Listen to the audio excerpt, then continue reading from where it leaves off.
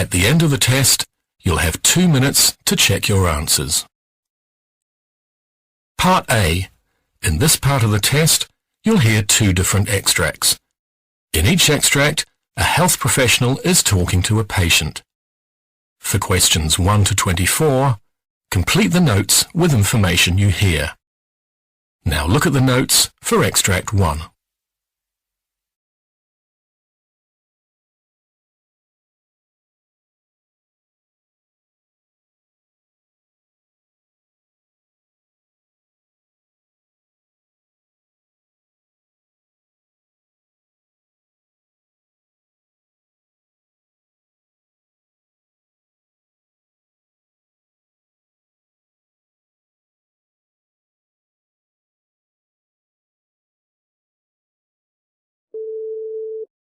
Hello, doctor. Good morning.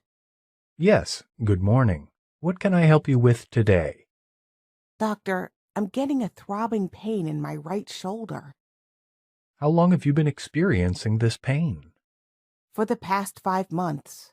But the pain has worsened in the last 2 months. The pain aggravates as I'm a regular baseball player that involves throwing. Now I am also participating in basketball. What is your age? 21. Oh, I see. Do you take any medication? I was taking non-steroidal anti-inflammatory drugs and muscle relaxant medications. Are you allergic to any medicines? No, doctor. Have you had any surgery or any diseases? No. Do any of your family members have any diseases? Yes, my mother has arthritis. Do you drink or smoke? No, doctor. Well, your blood pressure is 116/68, respiratory rate 16, heart rate is 68, and weight 165 pounds. Your right shoulder shows evidence of swelling and tenderness. Radial pulses are 2/4. Bilateral. Brachial pulses are 2/4. Bilateral. Range of motion of your right shoulder shows decreased flexion, decreased extension, decreased adduction, decreased internal rotation, decreased external rotation. Left shoulder is normal. External rotation is fair. Internal rotation is poor. Rotator cuff impingement is moderate. Your X-ray report reveals presence of cuff arthropathy. You have developed rotator cuff syndrome in your right shoulder. Actually, the rotator cuff is a group of muscles and tendons surrounding the shoulder joint. A rotator cuff injury causes a dull pain in the shoulder and often worsens when you try to sleep on that side. Often, rotator cuff injuries occur in people who perform overhead motions repeatedly in their jobs or sports. Without treatment, rotator cuff injuries may result in permanent loss of motion or weakness, which may result in progressive degeneration of the shoulder joint. Although resting your shoulder is essential for the recovery, keeping the shoulder immobilized for a long duration can cause the connective tissue to become thickened and tight, a condition called frozen shoulder. I am prescribing you Vioxx 25 milligram tablet once per day. I am giving you an injection to your shoulder joint with Celestone Solispan 1.0 cc. If the condition is not improved within 15 days, then I would order an arthroscopic tendon repair in which a tiny arthroscope and tools are inserted through small incisions to reattach the torn tendon to the bone.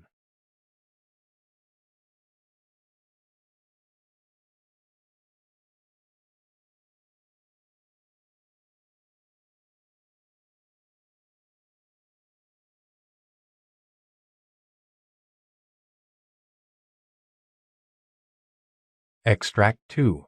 Questions 13 to 24. You hear a physician talking to a patient called Mrs. Gonzalez. For questions 13 to 24, complete the following notes with a word or short phrase. You now have 30 seconds to look at the notes.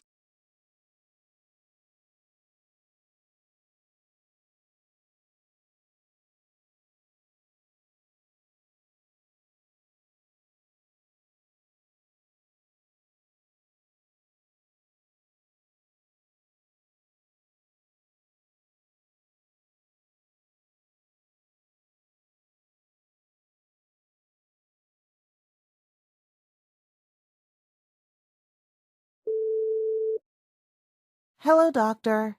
Good morning. Good morning. May I know your problem? Well, when I was walking into a store yesterday, I felt dizzy and had some cold sweats, some shortness of breath, but there was no chest pain, nausea, or vomiting.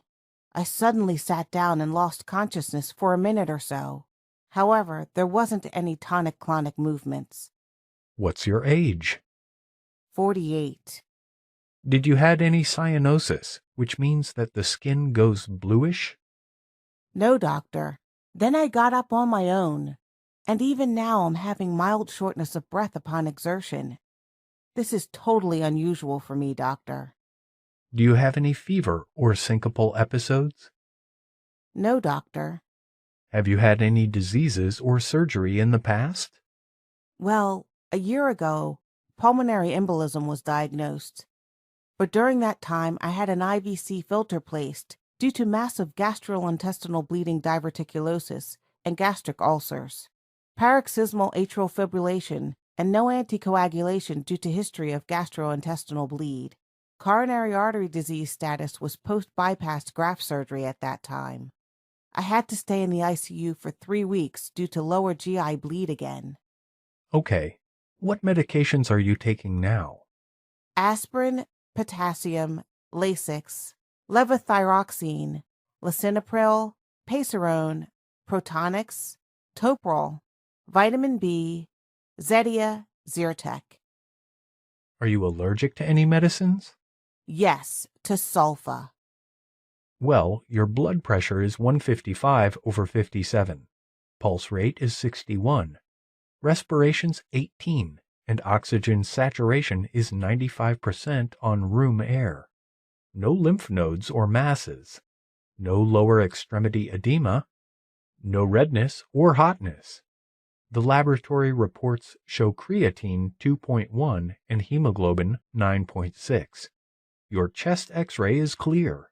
You have developed pulmonary embolism with contraindication to anticoagulation due to recurrent gastrointestinal bleed. Status post-IVC filter. You have also developed mitral valve disease, coronary artery disease, and peripheral vascular disease per cardiology. No evidence of chronic thromboembolic disease per VQ scan. We cannot rule out pulmonary hypertension. Shortness of breath upon exertion. You will need a pulmonary function test as an outpatient. I will do oxygen saturation with ambulation to prevent it causing loss of consciousness.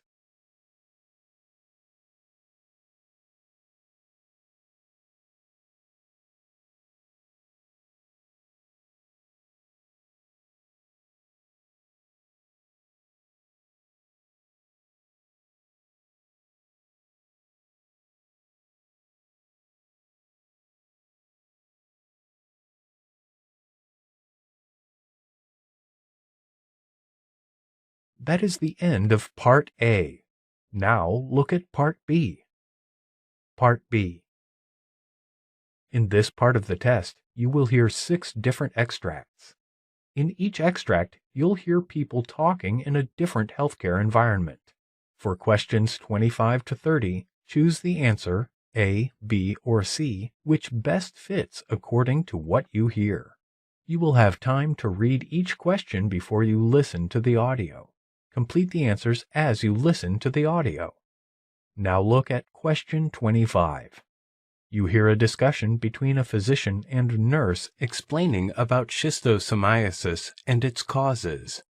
Now read the question.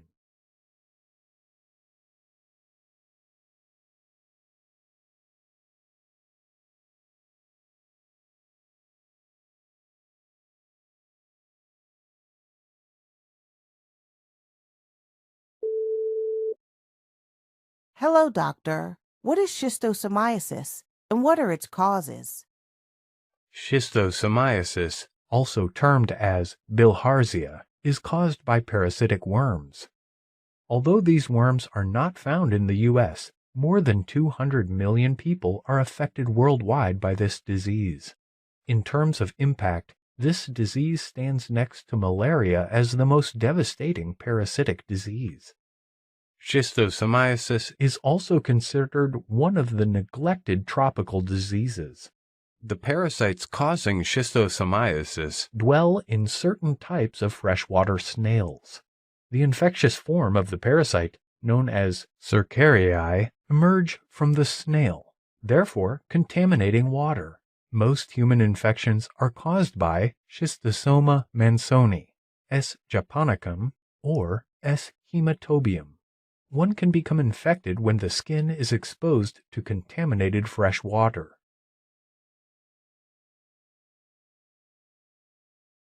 Question 26. You hear a discussion between two doctors about the importance of measuring serum amylase or serum lipase. Now read the question.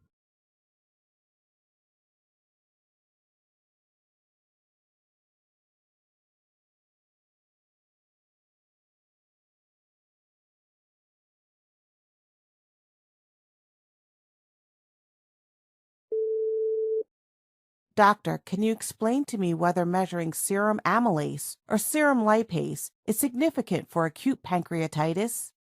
Well, measuring both serum lipase and serum amylase is not necessary. Measuring serum lipase alone is adequate for diagnosing acute pancreatitis, since it is more effective than serum amylase, especially because it rises more quickly and remains elevated longer. According to a study of 151 patients with acute pancreatitis, the sensitivity of lipase was about 97% and the specificity was almost 100%. Contrarily, the sensitivity of amylase was just 79% and the specificity was 99%. Therefore, amylase should be replaced by lipase as the first-line laboratory investigation for suspected acute pancreatitis. Question 27. You hear a discussion between two doctors about the misdiagnosing of acute cardiorenal syndrome as renal injury due to hypovolemia. Now, read the question.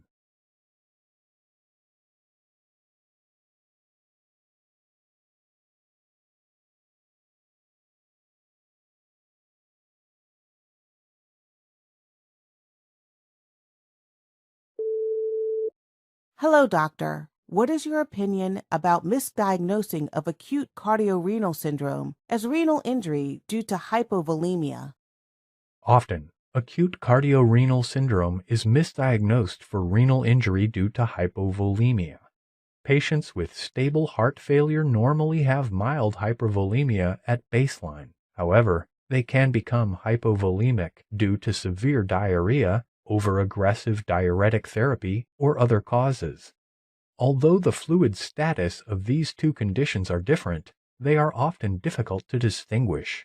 Urine electrolytes suggest a pre-renal acute kidney injury in both of these conditions. However, a history of recent diuretic overuse or recent fluid losses may help identify hypovolemia.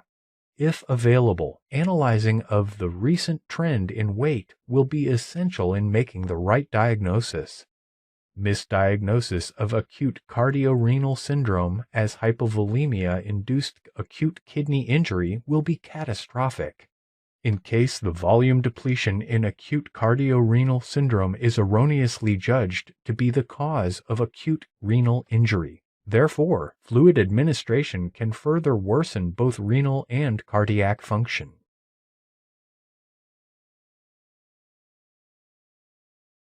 Question 28. You hear a physician explaining to his nurse about sepsis and infection. Now read the question.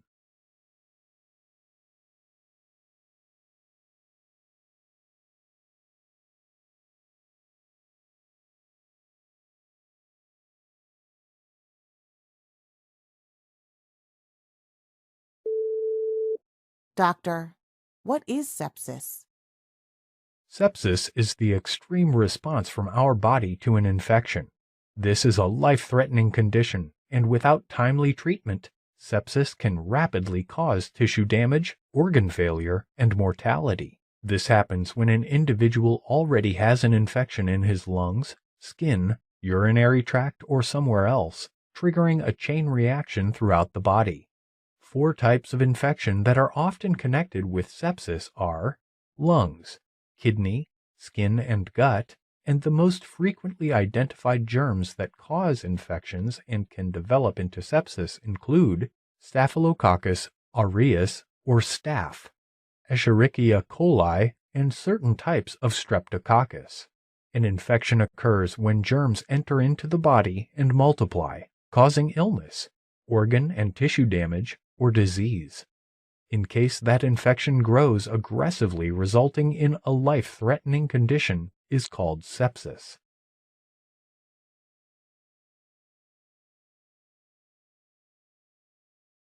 Question 29. You hear a discussion between 2 doctors about brain imaging prior to lumbar puncture in the suspected cases of bacterial meningitis. Now read the question.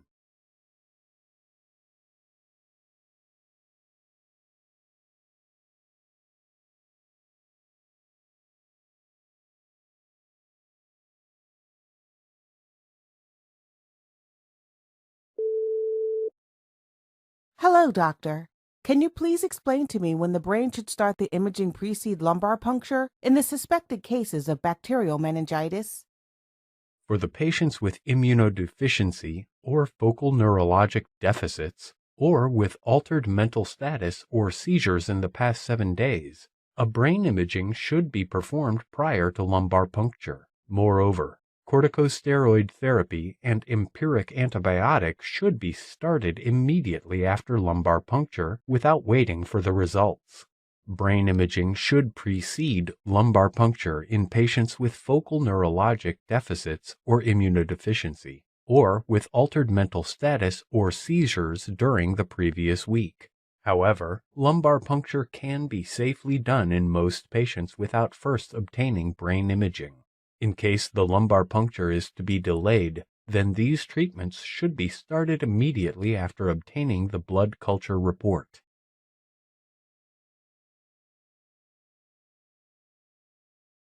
Question 30. You hear a monologue by a physician about managing aneurysmal subarachnoid hemorrhage. Now read the question.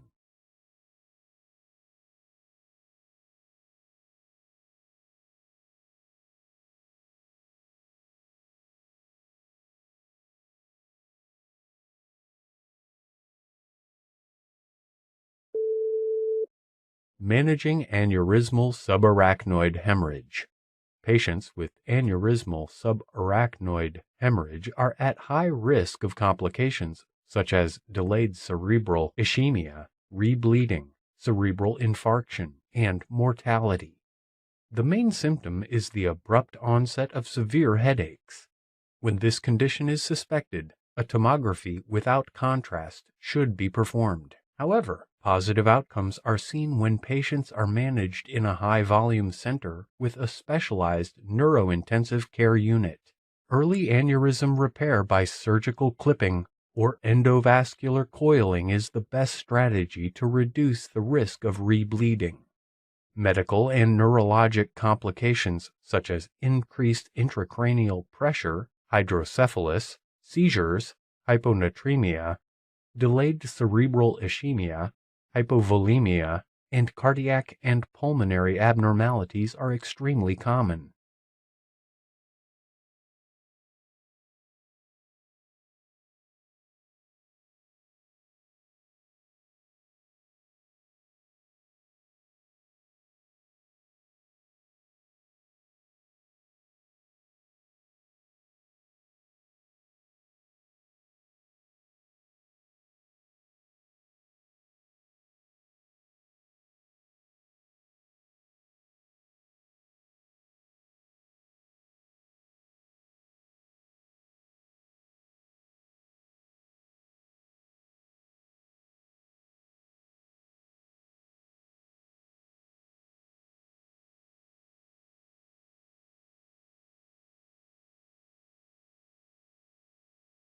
This is the end of Part B. Now look at Part C.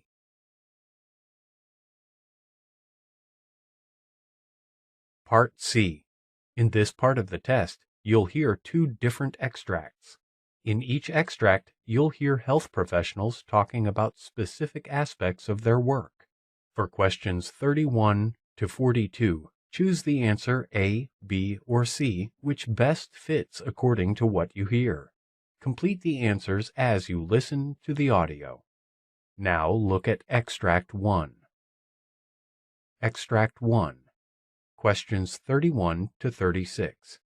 You hear the doctor's lecture on acute cardiorenal syndrome. You have 90 seconds to read questions 31 to 36.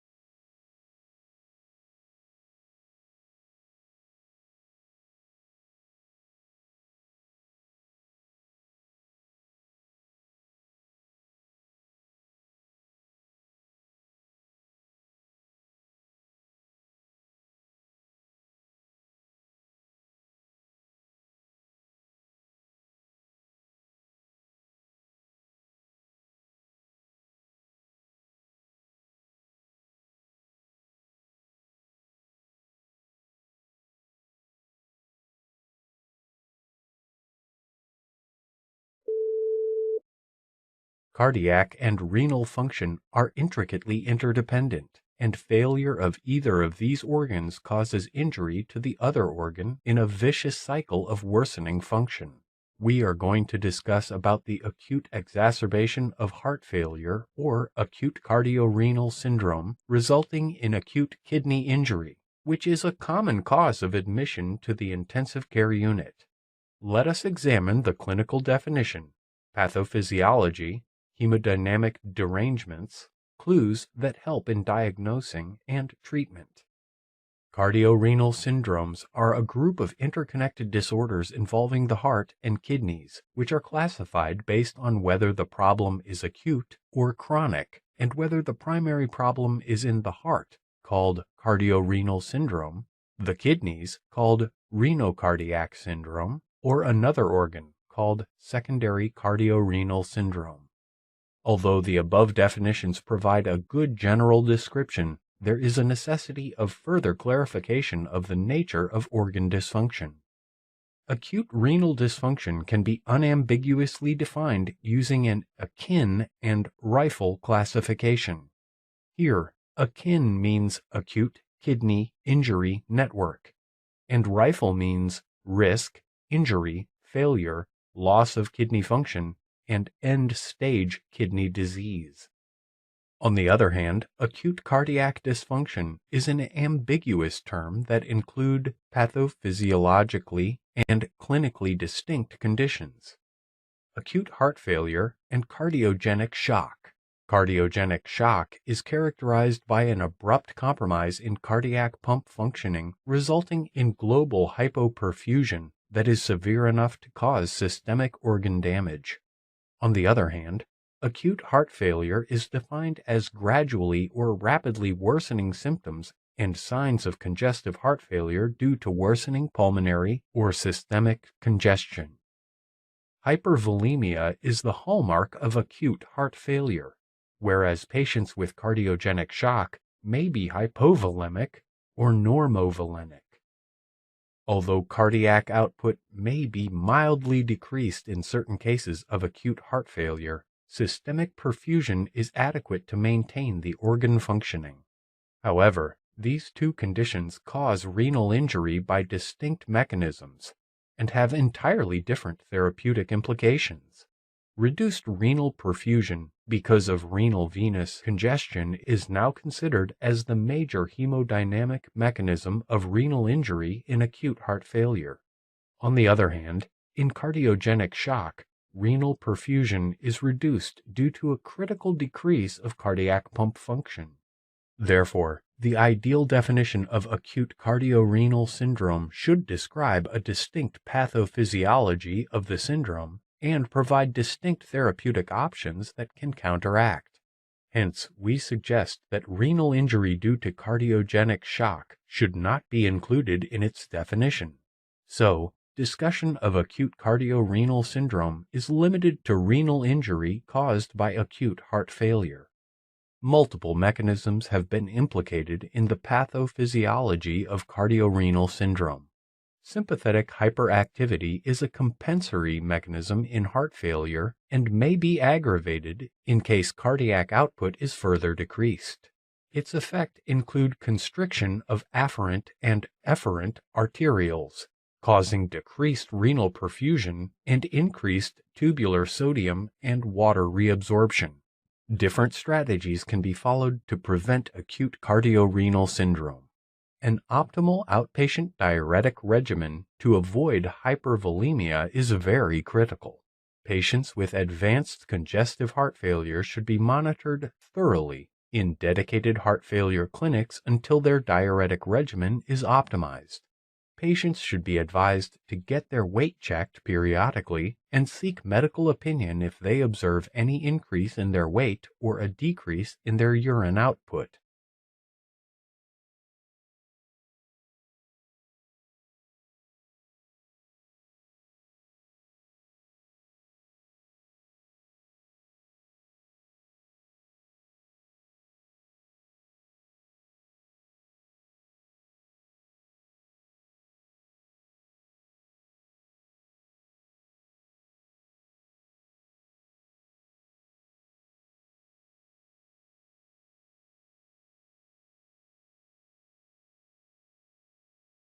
Extract 2.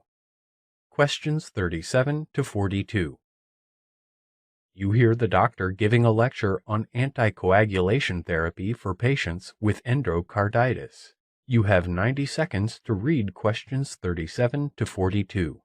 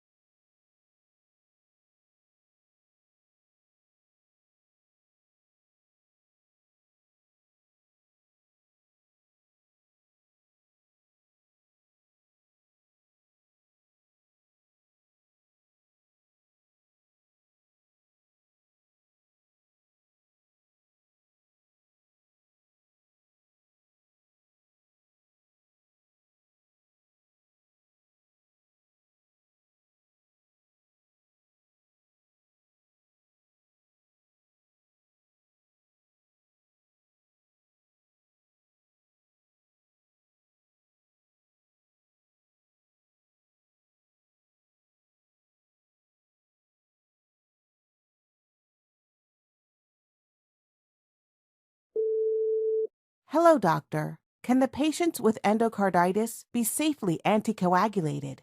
Managing anticoagulation in patients with endocarditis needs a personalized approach, using a careful risk-benefit evaluation on a case-by-case basis.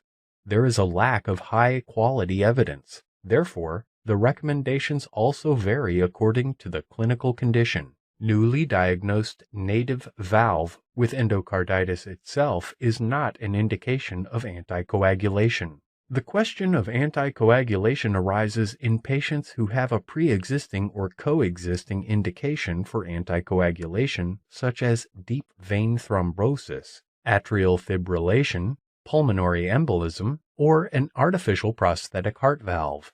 The question becomes yet more complex in patients with cerebrovascular complications and a coexistent strong indication for anticoagulation. Earlier studies have suggested a significant risk of cerebral hemorrhage with anticoagulation in patients with native valve endocarditis. Consequently, some experts have expressed skepticism about these findings.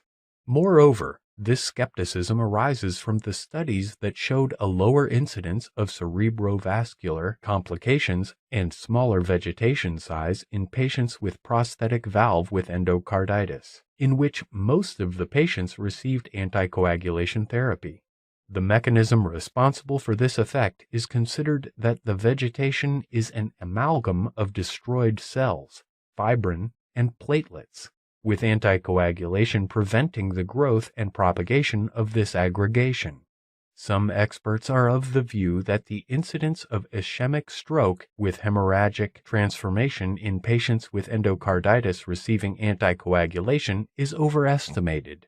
According to this concept, the beneficial effects at least counterbalance the harmful effects of anticoagulation.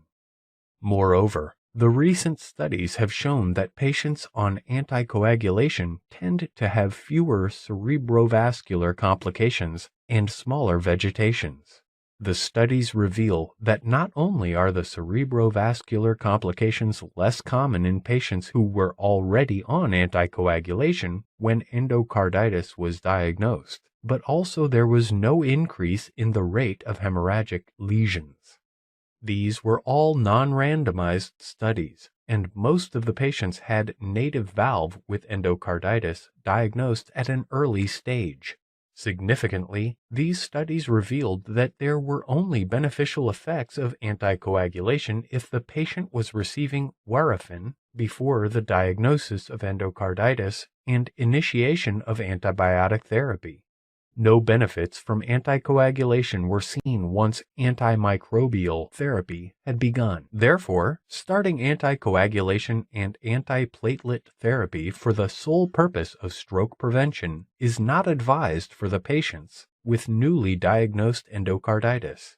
For most of the patients with endocarditis and stroke or suspected stroke, anticoagulation and antiplatelet therapy should be temporarily discontinued.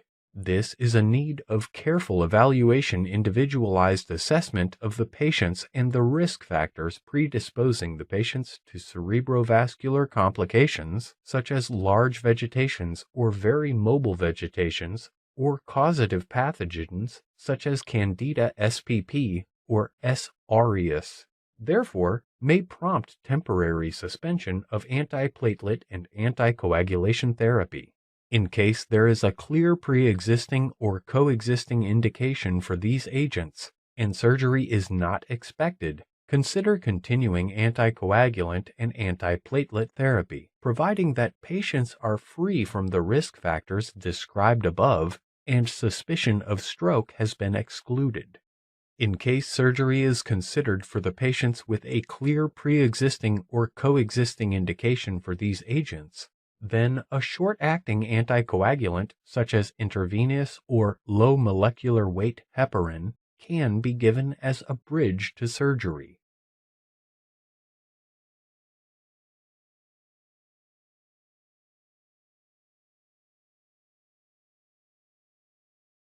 This is the end of Part C. You now have 2 minutes to check your answers.